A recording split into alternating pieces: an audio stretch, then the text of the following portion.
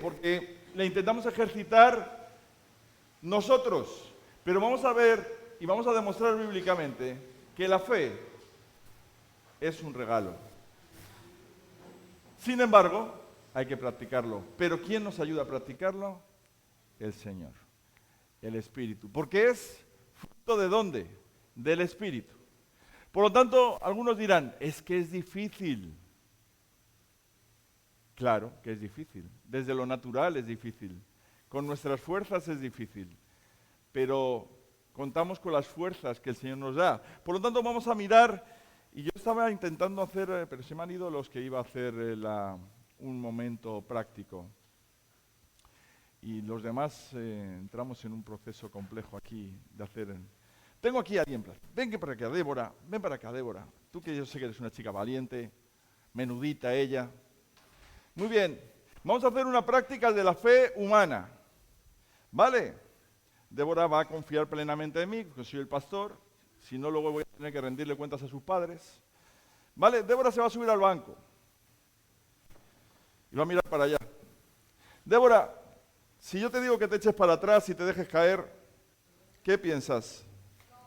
¿Cómo lo ves? Espérate que te estoy poniendo en la mesa para que te tires encima. Si te digo que te tires para atrás, ¿tú crees que yo te voy a coger o no? Sí, supones, por lo que nos cuesta. Pero entonces vas a confiar en mí, entonces. ¿Sí? Bien. Pues venga, tírate. Abre los brazos así. Sí. Tírate. Va. Vamos. Sin miedo. Débora, tú eres una chica valiente. Dale. Oh, muy bien. Perfecto. Gracias, Débora. Esta es una acción de confianza. ¿De confianza en quién? Pues en que yo soy más grande que ella. Si lo hubiera puesto aquí a Josías, posiblemente ella no se hubiera tirado. ¿Vale? ¿Por qué? Porque si pongo a Josías aquí, Josías le dice, tírate que yo te cojo. Pues Débora hubiera dicho, mira, Josías, vamos a ser sinceros. No, ¿qué quiero decir con esto? Ponemos a veces la confianza en la gente, ¿vale? Y es evidente que la palabra dice que maldito el que confía en la gente o en las personas. Pero sin embargo, hay algo en esta sociedad que sería imposible vivir en sociedad si no tuviéramos confianza el uno con el otro. Es decir, yo no podría ir a comprar el Spar si desconfío de todos los que están en el Spar. Porque pensaría que todo lo que me van a dar en el Spar está o caducado, vencido o cualquier otra cosa. Entonces yo cada vez que voy a cualquier lugar tengo que hacer un ejercicio de confianza. Ahora la pregunta es, ¿hasta dónde llevo esa confianza? Bien, y por desgracia tenemos que ser conscientes en nuestras relaciones humanas, incluso en las relaciones de pareja, si no hay confianza, no es el fundamento del matrimonio, la confianza. Si en el matrimonio no hay confianza, ¿qué es lo que ocurre? Quiere decir que tiene que haber confianza, aun a pesar de ser conscientes de que el cónyuge, es decir, mi esposo o mi esposa, en algún momento van a meter la pata. Pero si no confío en él o en ella, no puedo tener una relación. Hasta ahí llegamos, estamos todos ahí. Pero ahora la palabra nos muestra una cosa diferente y nos dice que hay una fe que es fruto y que es la certeza de lo que se espera, la convicción de lo que no se ve. Esa es la definición que da la Biblia. Certeza, convicción. Dos términos que cuando te pones a analizarlos en profundidad te explota la cabeza. ¿Por qué? Porque hay una certeza y una convicción, pero hay una certeza y una convicción de algo que... ¿Y cómo caminamos en algo que no se ve? Porque nosotros no queremos siempre como Tomás, ¿no? Hay muchos Tomases aquí, no os creáis. Ven, déjame la mano. ¿Ves? La toco, yo sé que está aquí, ¿verdad? Es tangible, la toco. Nicole está aquí, qué maravilla. Pero si no la toco, si me dice alguien, no, si Nicole estuvo el domingo, pues lo dirás tú, yo no la vi. Tendré que creerme que Nicole estuvo, pero yo necesito palpar las cosas para saber que están. ¿No es eso lo que suele pasar en el caminar nuestro diario? Sin embargo, volvemos otra vez para atrás. Si yo hablo con mi esposo o con mi esposa y le digo, mira, confía en mí. La confianza se puede meter en una caja, se puede atesorar en una caja, se puede guardar en algún sitio. La confianza es algo que se muestra en el día a día, en sus acciones, en sus momentos de relación. ¿Cómo se muestra la confianza? Una de las maneras en las que se presenta la confianza es que cuando yo te digo, mira reina, nos gusta el café a los dos, ¿verdad? Bueno, pues cuando vamos a tomar un café yo no me pido una Coca-Cola, porque yo le he dicho que nos vamos a tomar un café. La confianza se establece en que mantengo mi palabra, en que soy veraz, soy íntegro, y que lo que digo es sí, sí o no, no, y me mantengo en esa realidad. La confianza es algo que necesitamos y sin embargo tenemos que tener en cuenta varias cosas. Fijaos que tenemos ya la definición por un lado. La fe es la certeza de lo que se espera, la convicción de lo que no se ve. Así nos presenta en Hebreos, el autor de Hebreos capítulo 11, un montón de ejemplos bíblicos de héroes de la fe que ejercitaron la fe. Por eso no solamente se queda en una definición, sino hay que tener en cuenta dos cosas más. Una, que es un regalo. En Efesios 2, del 8 al 9 dice, porque por gracia sois salvos por medio de la fe, y esto no de vosotros, pues es don de Dios, es un regalo, no por obras para que nadie se gloríe. Por eso creemos que la salvación no la podemos ganar nosotros por lo bueno que seamos o las cosas que hagamos por alcanzarlo, sino que es Dios el que nos da la salvación, no por obras. Porque si fuese por obras, entonces algunos sí lo podrían alcanzar y otros no. Porque uno haría muchas cosas buenas, mira, como ha hecho muchas cosas buenas, se salvó. Pero entonces sería por méritos propios. Lo cual nos llevaría a pensar que entonces me salvo yo, no me salva Él. Entonces lo que creemos y establecemos como base es que es un regalo, que nos proyecta la salvación. Y es un regalo, que yo ejercito, porque Dios me ayuda a ejercitarlo. Por eso es fruto del Espíritu, porque la fe es fruto de la obra de Dios en la persona y se ejercita. Y ahí es donde viene la tercera parte. Fijaos que es muy interesante la tercera parte, porque la tercera parte o versículo que tenemos que tener en cuenta es no solamente saber la definición de lo que es y que es un regalo de Dios que no tiene que ver conmigo, sino tiene que ver con Él, sino que hay que ejercitarlo. Fijaos lo que dice Hebreos también en el capítulo 11, dice, pero sin fe es imposible, ¿qué? Agradar a Dios. ¿Por qué? ¿Por qué es imposible? Porque es necesario que el que se acerca a Dios crea que ¿qué? Que existe Dios. Y que es galardonador de los que le buscan. Quiere decir que yo tengo que hacer una práctica de la fe. Al igual que creo en mi marido o mi mujer que me van a ayudar en el caminar diario y pongo mi confianza en el tendero, en el del seguro, en el del banco que no me va a robar, en el mecánico del coche que me lo arregló, al igual que yo tengo confianza en esas personas que interactúan conmigo, yo para poder caminar en Dios tengo que creer que Dios existe. Tengo que creer que Dios es real. Tengo que creer en Dios y tengo que creer a Dios. Entonces tengo que hacer un ejercicio de la práctica, de la fe. Y ahí es donde viene quizás el momento más complicado. ¿Cómo practico la fe? ¿Cómo practico la fe? Y entonces quizás una de las cosas que nos ayudan en nuestro caminar diario es analizar en mi vida personal cuando yo estoy ejercitando la confianza en otras personas, para saber qué es lo que estoy haciendo. Cuando yo ejercito la confianza en mis padres o en personas que me acompañan en el trabajo, estoy haciendo un ejercicio de confianza. Cuando yo voy al médico, estoy haciendo un ejercicio de confianza. Cuando yo me pongo en la mesa de operaciones y dejo que el cirujano me opere, estoy haciendo un ejercicio de confianza. Cuando dejo que el anestesista me duerma y no sé si voy a volver a despertar, estoy haciendo un ejercicio de confianza.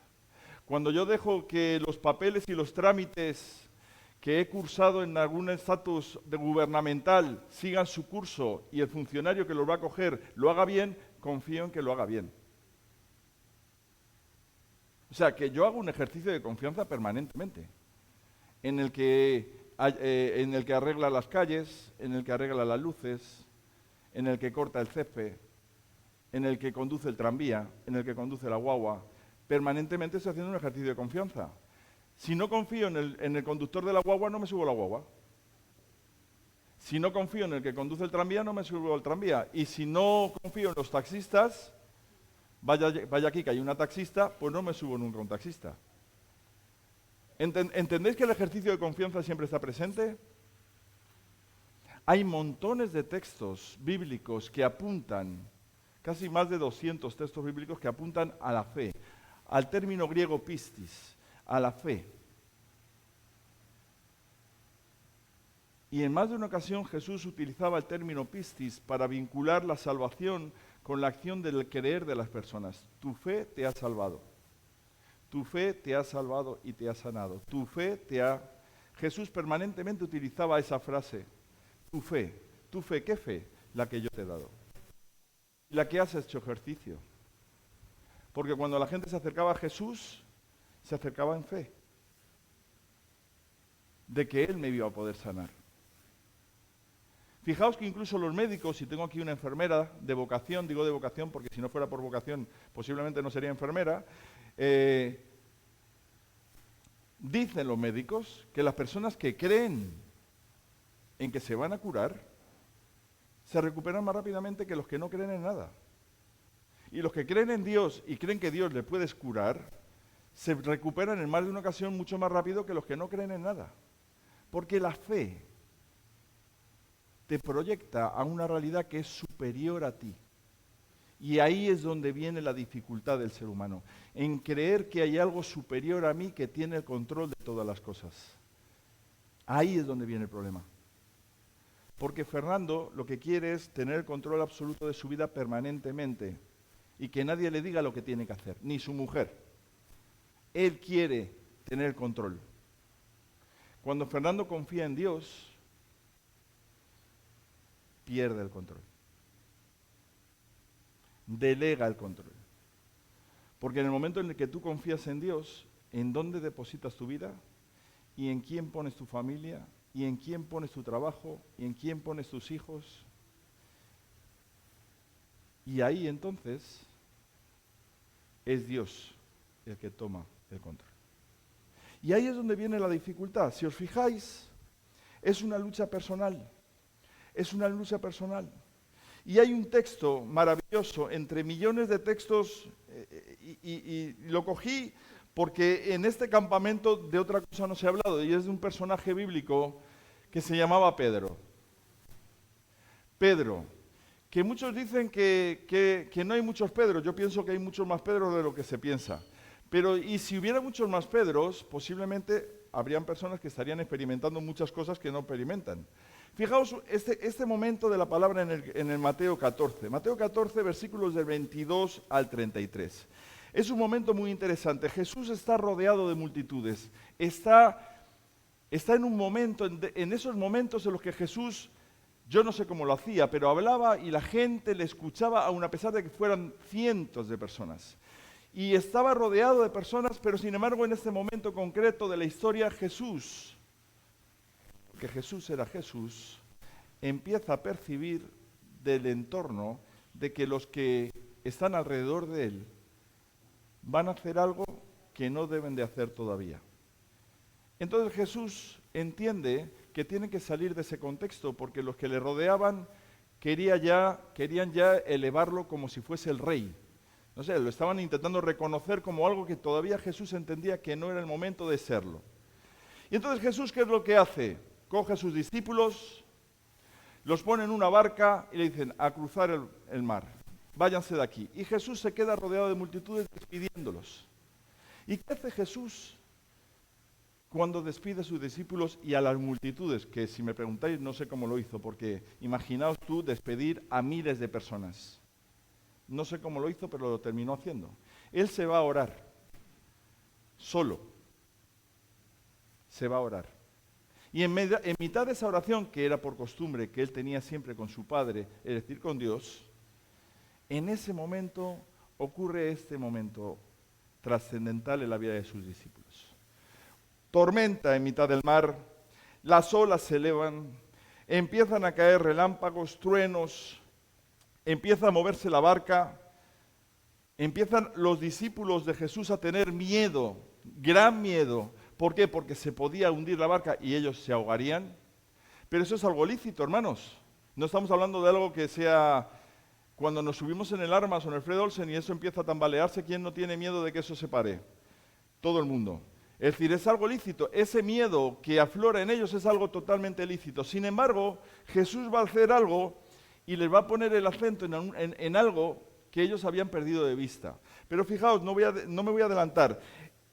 Escena de madrugada, cruzando un mar, momento de tormenta, truenos, relámpagos, no se ve nada, el viento está soplando. Recuerden que las barcas no eran Fred Olsen, ¿vale? Era una barca de madera.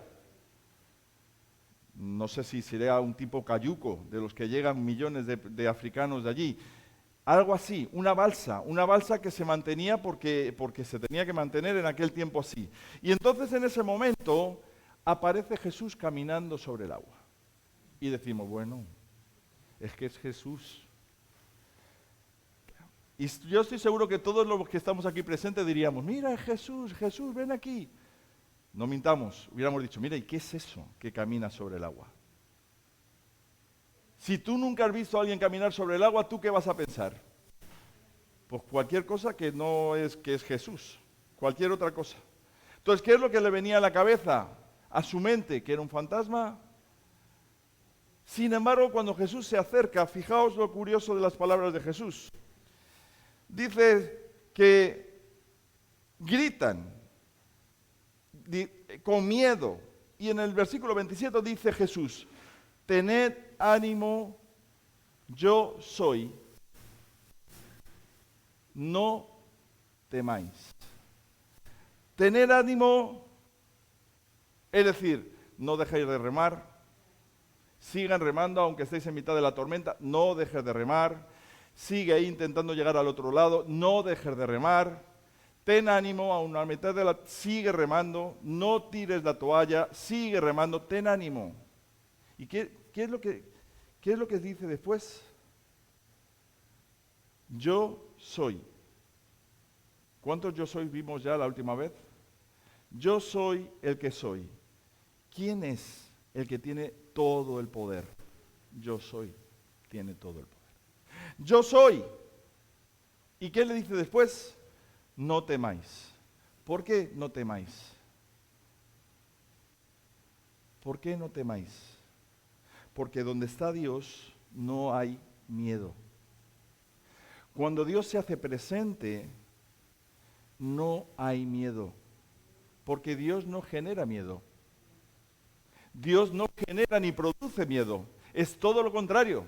Dios lo que produce es paz, tranquilidad, sosiego. No es miedo lo que genera.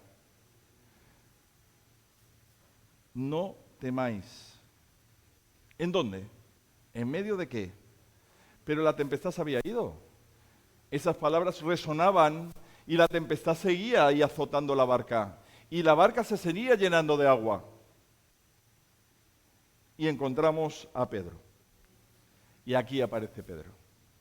¡Ay, Pedro! ¡Qué maravilla! ¿Quién querría ser Pedro?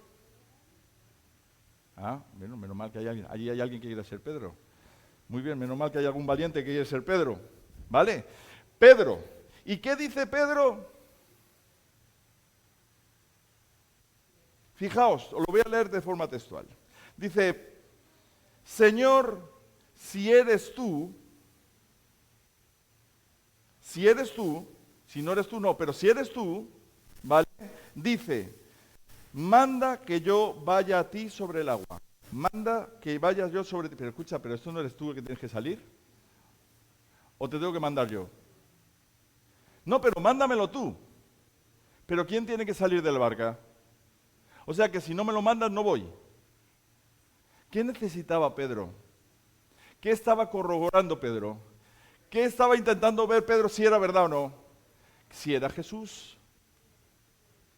Mándamelo, porque si me lo mandas tú, yo sé que esto funciona así. Es decir, si eres tú y tú eres el que lo mandas, esto funciona al 100%.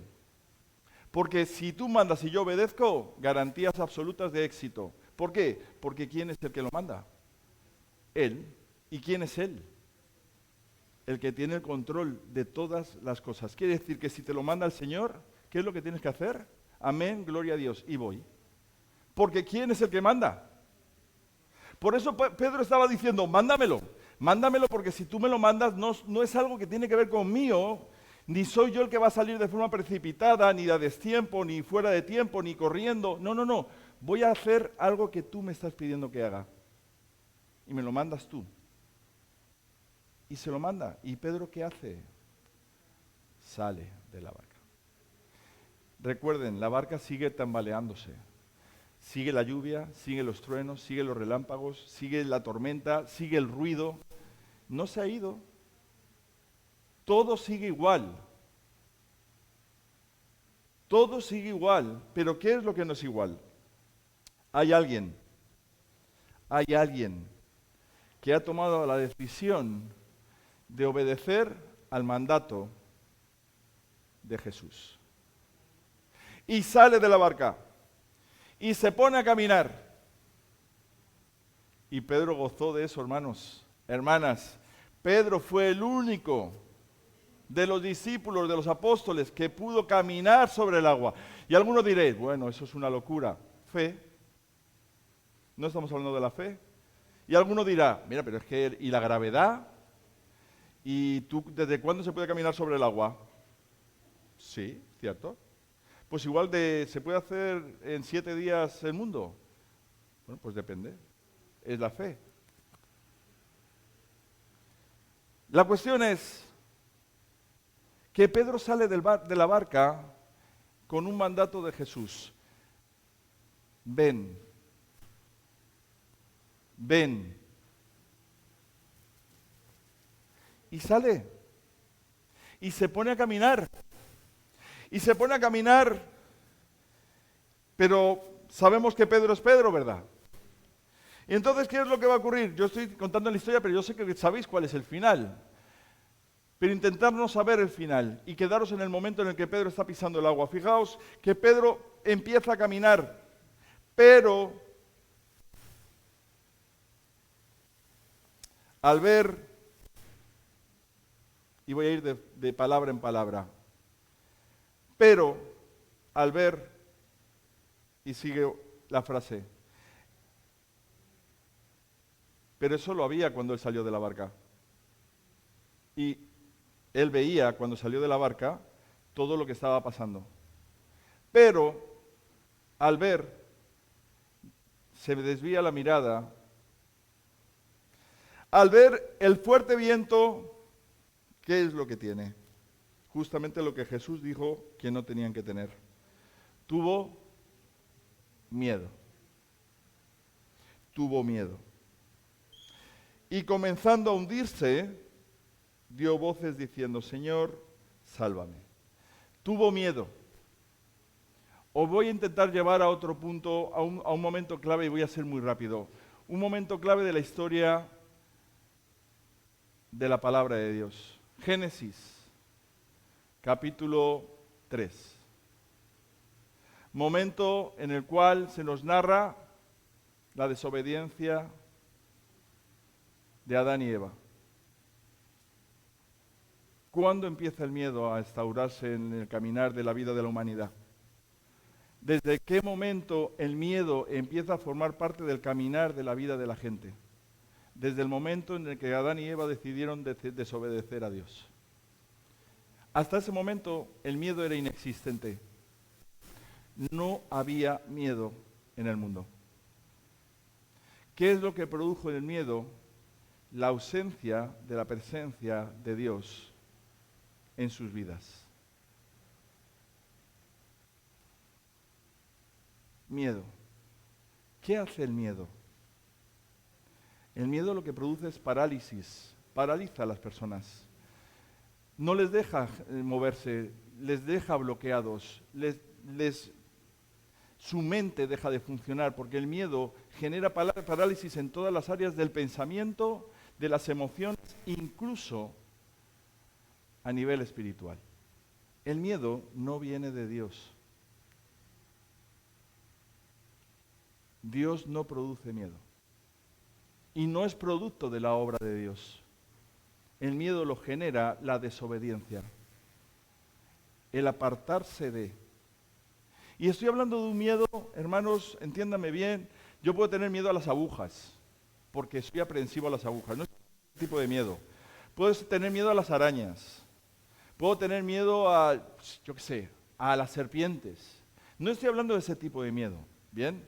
Estoy hablando de un miedo que tiene que ver y que camina y transita en el ámbito espiritual, ¿vale? Que tiene que ver con un bloqueo incluso de el creer en Dios y de la existencia de Dios. Porque no hay una de las mayores cosas que el ser humano le tenga miedo es al dejarse en manos de alguien que no ven. Eso genera miedo. Pero el miedo no lo produce Dios, el miedo lo produzco yo.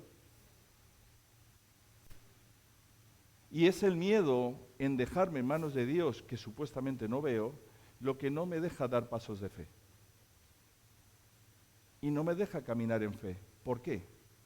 Por miedo, por temor. ¿A qué? A las cosas que puedan pasar o a las cosas que no puedan pasar. ¿Miedo a qué? A perder el control de la situación.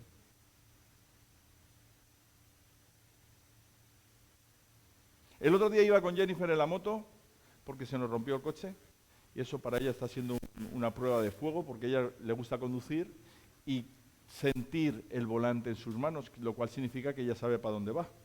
Pero cuando va de paquete, como yo digo yo, detrás de la moto, quien manda soy yo. Por un momento me siento realizado, ¿no? Y mando yo en la moto, ¿bien? Entonces, cuando voy en la moto, cogí una velocidad un poco superior a la que ella consideraba que era oportuna.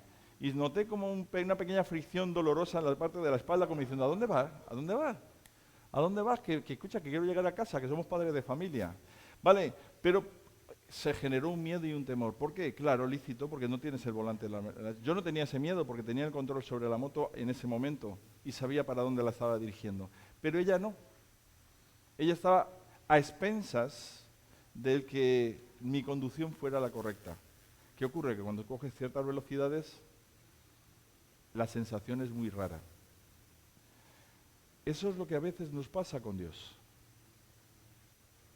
El dejarnos en manos de Dios, el dejar que Dios sea que nos dirija, que nos guíe, que haga las cosas por nosotros, el que nos muestre cómo hacerlo. Eso es lo que nos llama al ejercicio de la fe. Por eso fijaos, y terminando ya, porque la narración se está haciendo muy larga, en el versículo 31, Jesús, una vez más, mostrando su amor, perdón y misericordia sobre Pedro, ¿qué es lo que hace? Pues salvar a Pedro. Extiende la mano.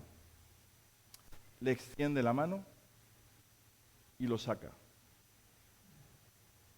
¿Quién extiende la mano? Jesús. ¿Cuántas veces el Señor está extendiendo la mano para sacarnos de ahí? ¿Cuántas veces Dios lo va a hacer? Tantas como sean necesarias. ¿Por qué? Porque Dios lo que quiere es sacarte de ahí. Pero te tienes que agarrar a la mano de Dios.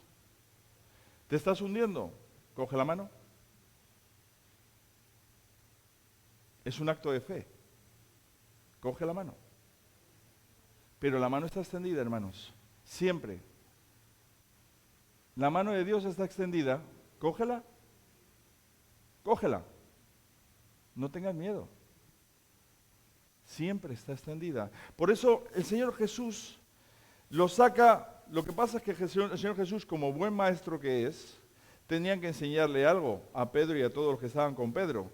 Y dice, al momento Jesús extendió la mano, asió de él y le dijo.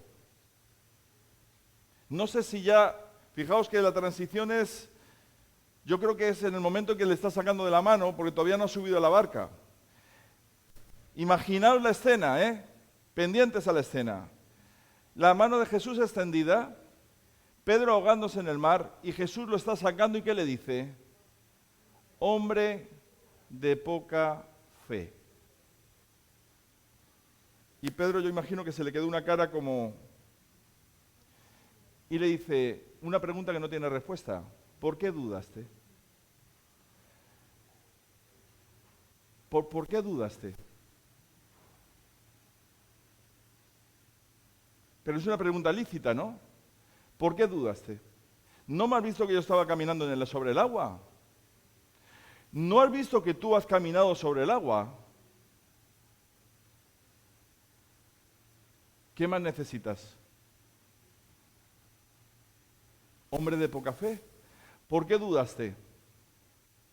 ¿Por qué dudaste? Hermanos y hermanas, la duda es la antesala del miedo, la cual hace que rechacemos la acción de misericordia de Dios hacia nuestras vidas. ¿Por qué dudaste, Pedro? ¿Por qué dudaste?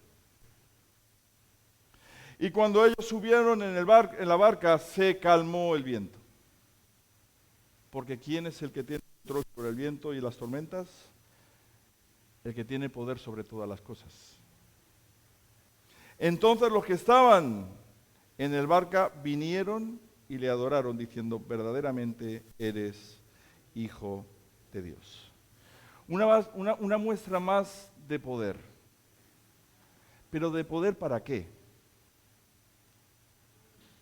¿De poder para qué? ¿Para qué Jesús demostró su poder? No es para decir, mira, yo puedo más que tú.